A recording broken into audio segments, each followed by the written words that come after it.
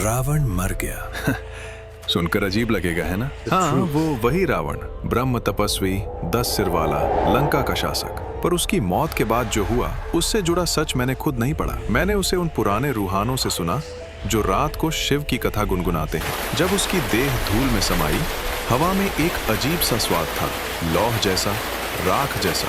आप महसूस कर सकते हो, ठंडी हवा जब गले से नीचे उतरती है तो छाती कस जाती है। ठीक वैसा ही उस रात लंका की धूल पर उसका शरीर शांत था, पर आभा, एक तरह की जलती हुई आभा, अभी भी फड़फड़ा रही थी। आत्मा निकली तो उफ, तुमको बताऊं, ये कोई नाजुक धुंधली आत्मा नहीं थी, ये तो भारी थी, जैसे किसी ने उसके भीतर सैकड़ों विचार, शौर्य, दर्द और एक ज्वाला सी जकड़ा दी हो। और सबसे अजीब, उसमें एक चमक थी जो सिर्फ और सिर्फ शिव की भक्ति की तरह झलक रही थी। तुम सोच रहे हो वो कैसे? रावण भक्त? हाँ, ये विरोधाभास ही उसकी आत्मा को खा रहा था। एक तरफ विद्या, तपस्या, शिव भक्ति, दूसरी तरफ अहंकार, अपहरण, हिंसा।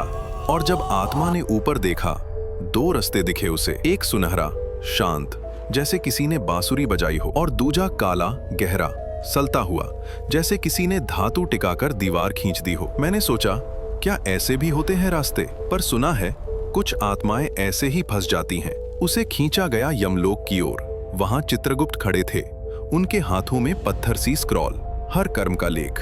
चित्रगुप्त ने पढ़े, एक स्क्रॉल पर उसके पुण्य, दूसरे पर उसके पाप। तुम्हें पता है उस वक्त का सन्नाटा कैसा था? ऐसा लग रहा था जैसे किसी ने हवा रोक दी हो। हर बात एक एक अक्षर की तरह भारी लग रही थी।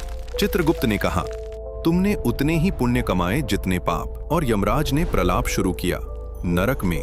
पर रुकिए, अचानक पूरा यमलोक कांप गया, दीवारों की मिट्टी चहक उठी, और फिर वही आवाज आई, गहरी, ठंडी, पर चमत्कारिक, यम रुक जाओ। शिव वहां खड़े थे, और जब शिव बोलते हैं, समय सुनता है। हाँ, मैं जानता हूं, तुम कहोगे शिव क्यों? पर सुनो, रावण ने अपने जीवन में शिव की इतनी भक्ति की थी कि वह रोशनी उसकी आत्मा में पल भर के लिए भी नहीं बुझी। यह वही पल था जब ब्रह्मांड ने एक चुप्पी ली। वह मेरा भक्त था, शिव ने कहा। तो क्या भक्त को नरक में डाल दें? नरक नहीं, पर उसे उस स्थान पर रखा जाना चाहिए जहां उसका अहंकार जले और भक्ति शुद्ध हो, जहां वह अपनी कीमत समझे। और तब बनाया गया कैलाश के नीचे एक छायालोक। यह जेल जैसा नहीं था, न ही नरक, यह एक तरह का दर्पण था। इस दर्पण लोक में समय का चक्र ढीला पड़ा था, दिन और रात की परतें यहाँ बिखरी हुई थीं। अब तुम सोच रहे हो, क्यों ऐसा? क्यों शिव ने दंड नहीं दिया और छोड़ भी नहीं दिया? क्योंकि शिव बुद्धिमान हैं। उन्होंने रावण को कश्मीर की तरह रखा।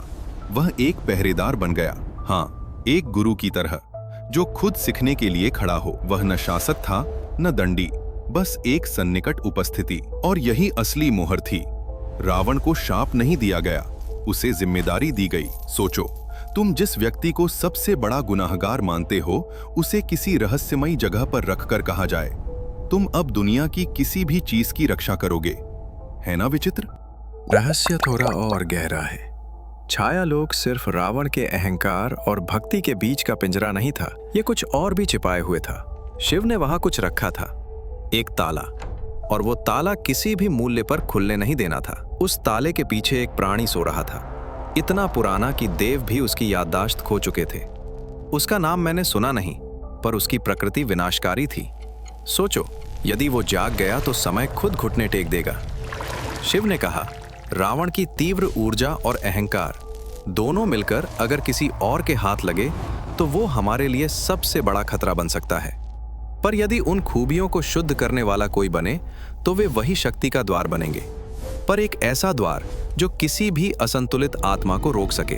तो रावण को वहां भेजा गया, नरक नहीं, न स्वर्ग, एक मध्य भूमि जहां वो स्वयं की परीक्षा देता रहे। तुम समझ रहे हो, पाप और पुण्य दोनों की सजा उसे मिली। काम नहीं थमा, शांति नहीं दी, पर जिम्मेदारी दे दी। कहते हैं कभी कभी साधक जब कैलाश के भीतरी भागों की ओर बढ़ते हैं, उन्हें एक आवाज सुनाई देती है, अहंकार मत रखो। और कुछ लोग कहते हैं कि यह रावण की चेतावनी है। अजीब है ना? वही रावण जो अहंकार में डूबा था, अब दूसरों को आह्वान करता है, सावधान रहो। एक बार मुझे एक साधक ने बताया, वो रात जब उसने गलती से अंदर का एक द्वार खोल दिया, उसे एक सर्द हवा का झोंका लगा और किसी ने उसके कान में धीरे से कहा, मैं यहाँ पहरा देता हूँ। उसके होंठ कंपकपाए, उसकी आंखें फैल गईं और वो भाग गया। मैंने पूछा, क्या शब्द थे? उसने फुसफुसा कर कहा, मैं रावण हूँ। अब आखिरी सवाल, क्यों यह सब? क्या शिव ने रावण को दंडित किया या पूजा की? क्या रावण पापी था या सिर्फ भूलों से भरा इंसान?